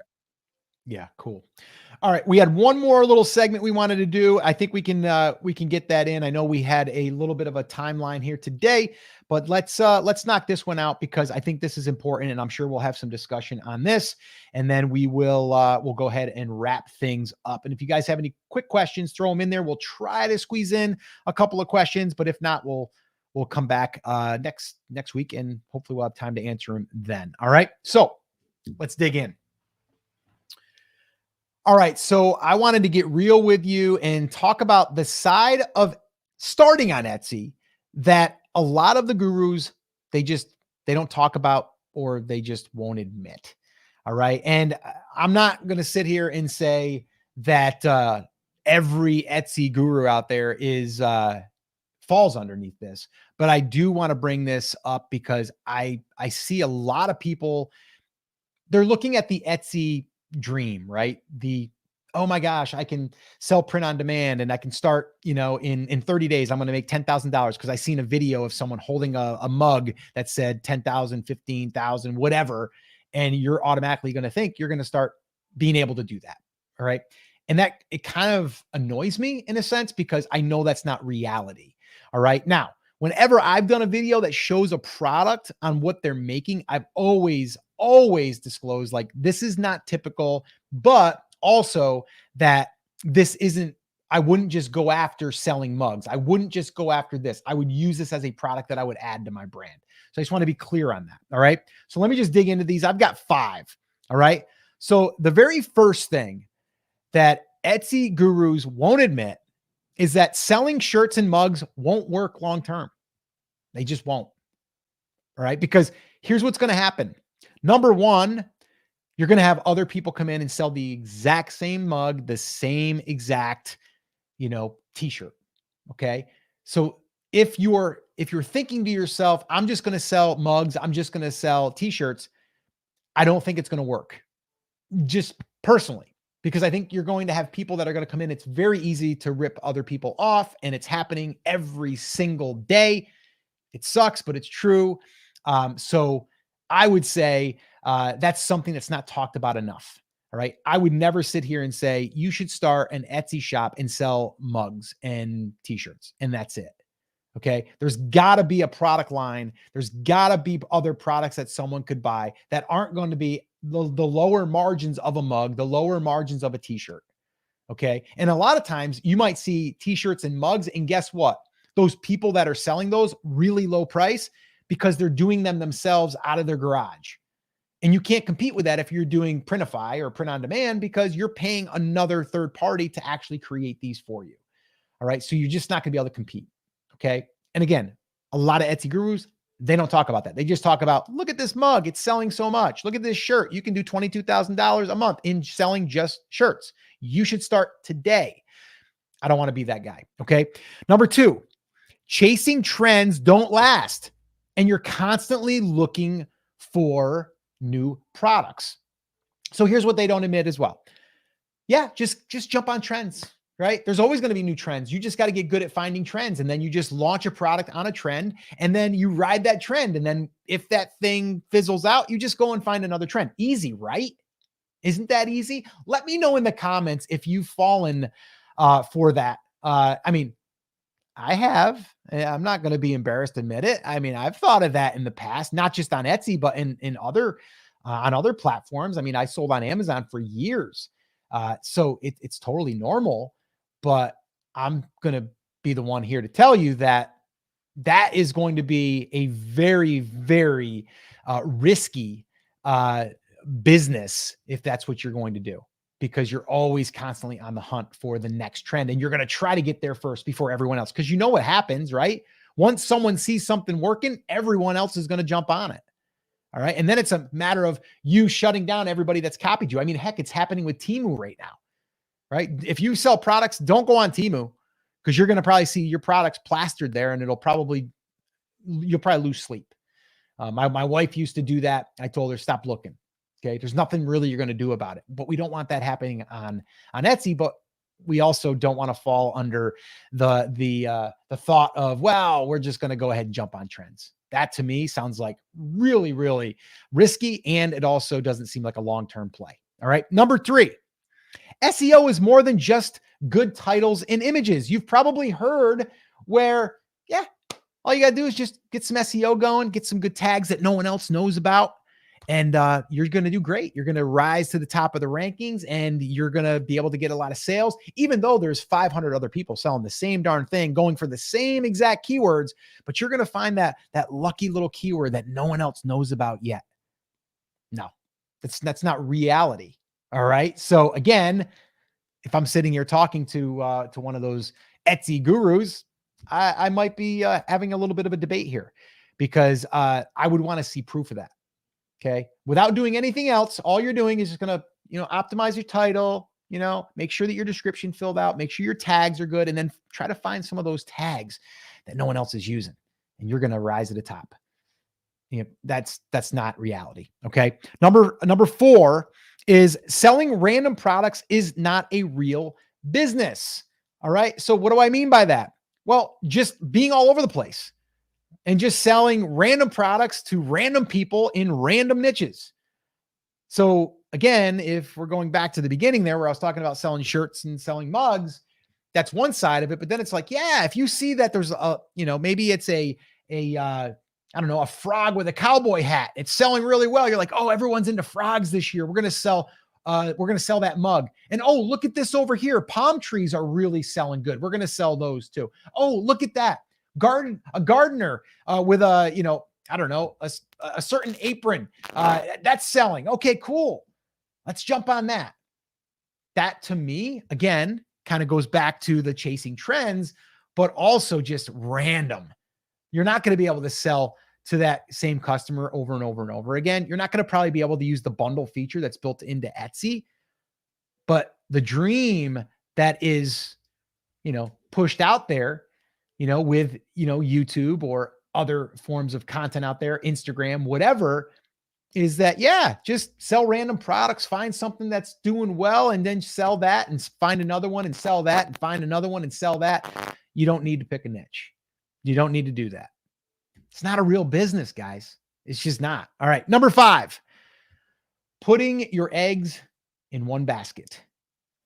I don't hear anyone talking about building an email list or making sure that you have assets that are outside of the Etsy platform. I've seen it happen so much, not just on the Etsy platform, but on Amazon as well. Like I said, I've sold on Amazon for years. I've seen people that were doing $30,000, $100,000 a month overnight shut down. So we have to protect ourselves. And a lot of times you hear the gurus saying like, yeah, just, find the mugs, find the shirts, find the special thing that's trending. And then just make your Etsy shop your full-time gig and quit your job and all that. It's like, man, that's so risky. That's so risky. So those are some things that I do not hear Etsy gurus admitting. And I wanted to bring them to your attention because I think that you should know this. All right. Now, I'm not sitting here saying that I'm an Etsy guru at all. Some people have said, yeah, but you're teaching, so you're a guru. I'm not a guru. I'm just someone in the trenches with my wife, who's really, my wife's doing it, and I'm just kind of helping her, but I'm also doing this. I'm trying to share what I'm learning, but also what I'm seeing, and what I'm seeing that people are, I don't want to say falling for, but in a sense they are, because you don't hear the other things that should be said, right? And no one's poking holes. I think Etsy's a great platform. I think there's a ton of opportunity. That's why we're selling on it. If someone was starting from scratch, I'd say, yeah, definitely start there. But you need to be aware of these other things. You need to be aware of building a brand is super important. Going after one niche is really important as well, because now we can build multiple products for that same customer and we can get repeat customers. That's how you build an e-commerce brand. All right, Chris, I think I did okay on that. I think I got my point across. Yeah, I think there were 2 things in there that really stuck out to me for people who are looking at this as a potential way to make some money. And I think the first one is what we were just talking about a minute ago, which is the shirts, mugs, random stuff in a store. That doesn't work anymore. And, we see drop shipping going away. We see a lot of these things changing. That is something that worked for a long time. And it's not the approach that makes any sense moving forward. And that really, to me, tied in with the chasing trends and the other things. Yeah. Also the random products side of that. But I think the other, putting your eggs in one basket, be it Etsy, Google, Facebook, wherever, is never a good idea. Anybody that has an algorithm, that can disappear at any point. And so if that goes away, what do we have? And as e-commerce sellers, there's only a handful of things that we can do. The biggest thing would be, do we have a way to get in contact with our customers? Which brings back that conversation about, can we create an email list? Can we create a way outside of an algorithm-based thing where we have something that's a tangible asset for the business in case Etsy or Amazon or Temu or whoever goes away? Mm-hmm. That lets us move that business wherever we need to, if that were to happen. Yeah. No, I agree. Yeah. And Gogo Slam said, and this is important. Gogo says, this is real, but sometimes you're so busy that we are exhausted. LOL. You need to build a site outside of Etsy, but also we are tired. I get it. With that being said, once you build the email list, or I should say, once you implement your system for building the email list, there's not a lot of work that's going to be required. Yes, you'll want to send 1 email a week, maybe 2, maybe 3 if you're doing a promo. But that asset is going to, number one, help protect you from if you were to get shut down, but also it's going to drive more sales. It's also, you're not going to rely on just, Etsy SEO or even Etsy ads. You're going to have another revenue stream from the email side and a traffic source. So I get it, right? We're all busy, but that's something that you could probably get set up in a few hours And then to continually build that, you can do a giveaway, which we use as our giveaway model. Again, if you guys want any information on this, well, just go ahead and put email in the comments and we'll send you the playbook.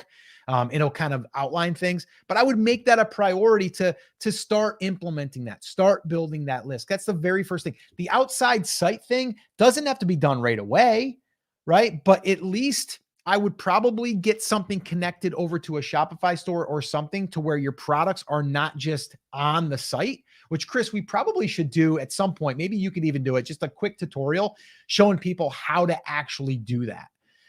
How to take their Etsy shop items and how to get them migrated over to another website or a platform. So this way here, if something happened, they couldn't get access to those products, they're not SOL. I think that's a huge thing. In terms of the burnout, we're not saying you need to do this today, right? No. This is probably the worst time to think about that, especially as we roll into November. But what are you doing the week after Christmas?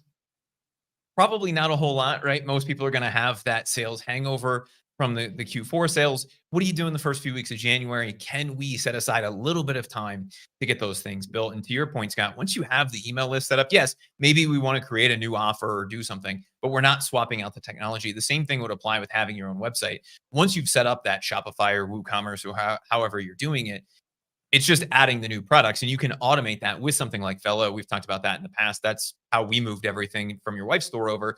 We connected it. You go, boop, boop, boop. Yes, I want this. I want this. I want this. That didn't ever really sell well, so there's no reason to move it over. All right, let's do it. And you're a couple clicks and you're done. And once that setup is done, then you're done. If it's really not your thing, you can have somebody else build out that Shopify store for you. Fiverr, any of those types of places will work for that. But it's also very easy if you sit down and do it. You don't have to do anything advanced. You can use their free templates. Once you get the products in, then you have a really good idea of what that site is going to look like. And you can just flip through their free templates until you find something that's good enough and leave it there, right? It doesn't have to be perfect. It doesn't have to have all the bells and whistles that you want it to have. Even just a basic website will result in sales.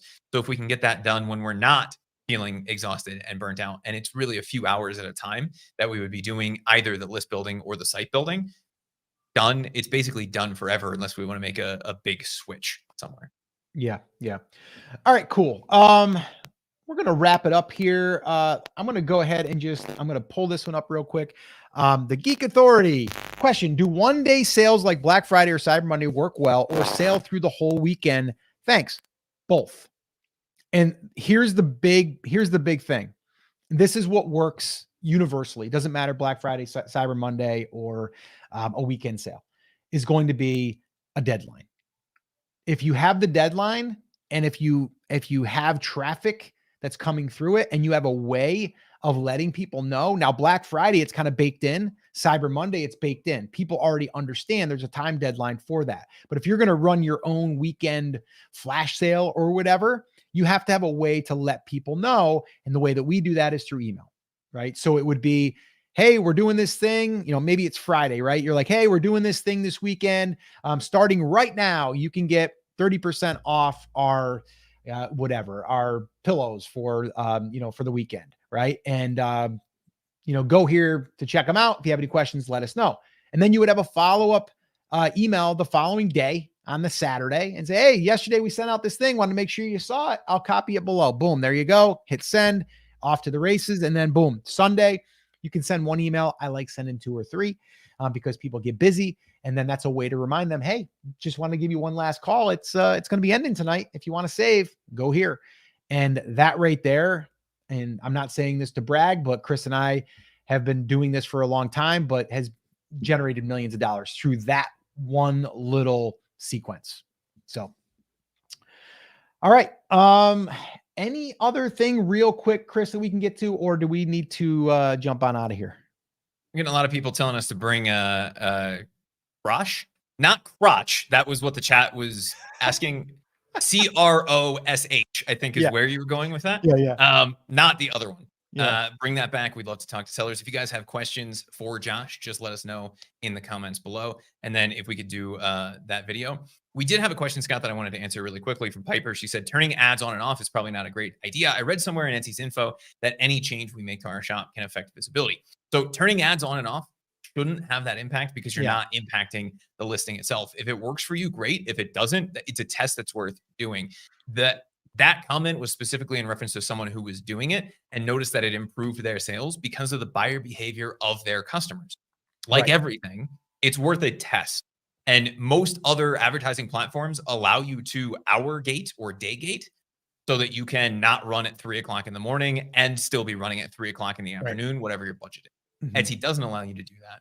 And so if you are struggling with ads or you want more out of your ads, it's worth a test to see if your buyers follow that same behavior as well. If you don't notice a difference or you notice a negative difference, then stop doing it, right? But it's one of those things that you can play with to see if it works for you. I guess that would be another question I would have for Josh or Crash or Josh Chris is, man, can we just get a few extra little knobs in the Etsy ads platform? And one of them would be scheduling. Can we turn them on and off? Could we have a schedule that says, hey, turn it on at 9, shut it off at 6? Like that would be pretty simple there, Mr. Silverman. But we don't have him. He had to go to a meeting, so we can't ask him that question. He's getting ready to do his Q4 or his Q3 results speech here, his investor call this afternoon. But guys, if you that's one other thing before we let you guys go. Etsy ads, a lot of times people are intimidated by them. They are very effective. If you would like our Etsy ads guide, it's free. Just put ads in the comments and we'll send you a copy of that. Just put ads in the comments and we'll send you a copy of that. It kind of walks through our strategy and kind of how we've been using them. And I mean, we have found that they work very well, especially if you're trying to run or you're getting attention to a certain product, or maybe it's your top product that's going to drive a lot of traffic. So that way there you can lead people into your shop. But we definitely are a believer in Etsy ads. It also helps you rank. There's a whole bunch of things that Etsy ads can help you do. Get more reviews. I mean, I can keep going on and on and on. All right, cool. So that's going to wrap it up. All right, this was fun. So guys, if we don't talk to you before tomorrow, which we probably won't, happy Halloween. And I hope you guys liked the Josh Silverman bit that we did with Mr. Chris Schaefer as Josh Silverman.